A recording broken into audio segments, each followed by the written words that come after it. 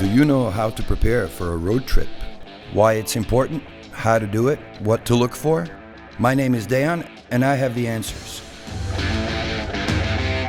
A quick walk around the vehicle is all that is needed to look for obvious issues. Check tires for general condition and check tire pressures. If you do not know how to check your tire pressures, check out our other video.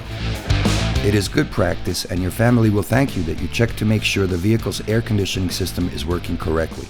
It is also good practice to use an air conditioning system refresher. This product is simple to use and ensures you destroy any harmful bacteria that may accumulate in the system. Open the bonnet or hood and do some quick fluid level checks. Check the brake clutch fluid reservoir. There will be a minimum and maximum mark. Ideally, the fluid level should be at the max level. Typically, the quick fluid level checks are colored in yellow for quick identification.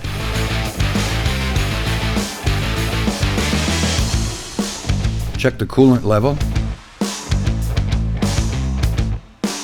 Check the engine oil level either via the engine's dipstick or by the vehicle information system, which can be part of the dashboard system. Ensure the windscreen is clear and smear-free and that the wiper blades are in good condition. Check the screen wash level and add screen wash as needed.